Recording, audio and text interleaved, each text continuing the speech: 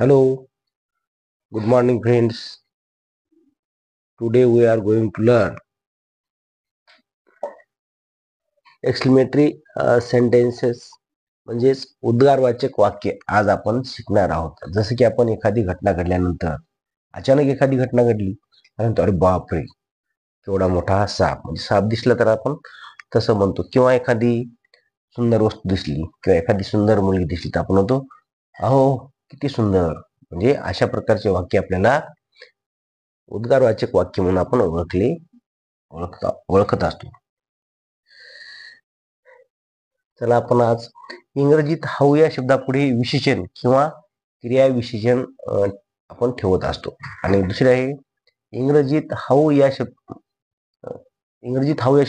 शब्दापुढे आपण विशेषण किंवा क्रियाविशेषण ठेवतो पण आणि व्हॉट या शब्दापुढे विशेषण युक्त नाम ठेवत असतो. आता बघा इकडं आपल्याला सुरुवातीला हे समजलं पाहिजे की उद्गारवाचक वाक्य आपण कधी वापरतो आणि कसे वापरतो. त्यासाठी मी तुम्हाला या ठिकाणी काही वाक्य घेऊन आलो आहे. बघा इकडं, हाऊ ब्रेव शिवाजी महाराज वाज म्हणजे शिवाजी महाराज किती शूर होते. आता हे बघा, हे आहे उद्गारवाचक वाक्य आणि शेवटी बघा हे उद्गारवाचक चिन्ह देणं फार महत्वाचं आहे. आपण एखाद दिवस वाक्य उच्चारतो परंतु हे चिन्ह द्यायला विसरतो. हे चिन्ह फार त्या ठिकाणी महत्वाचं आहे.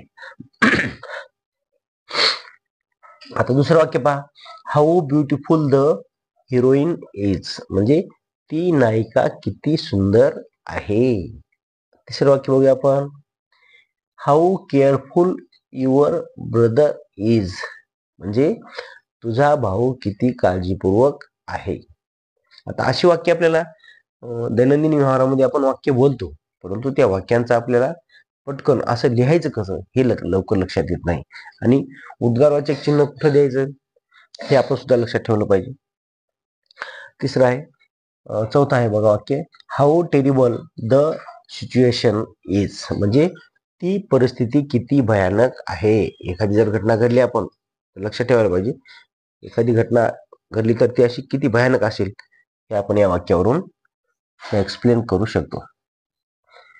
पुढचा आहे, how weak you have become म्हणजे एखाद्या मुलाला आपण जर बघितलं एखादा मुलगा अशक्त असेल तर त्याला आपण म्हणतो how weak you have become किती रे तू अशक्त झालास.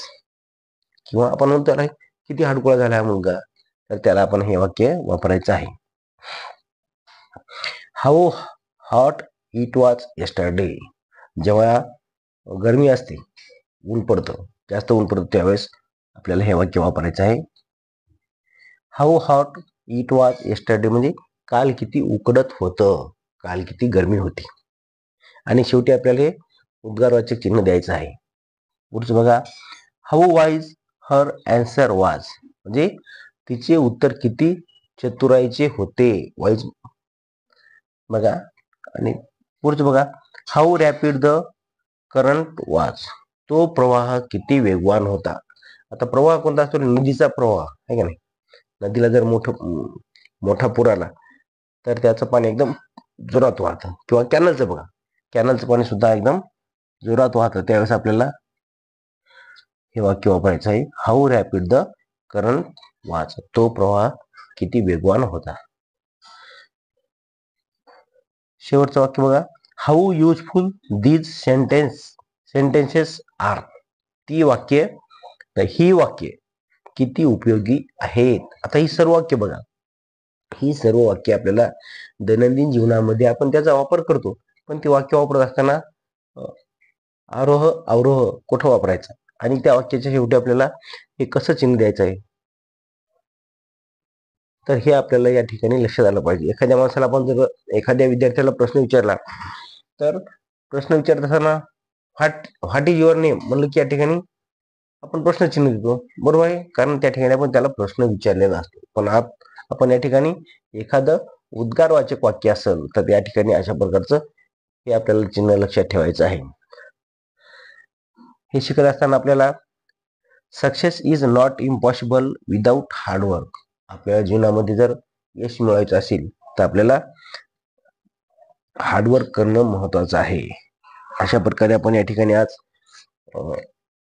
एक्सक्लेमेटरी सेंटेन्सेस म्हणजे उद्गारवाचक वाक्य यांचा आपण आज थोडासा सराव घेतलेला आहे. आणि हे वाक्य आपल्या मित्रांना शेअर करा. Sharing is caring.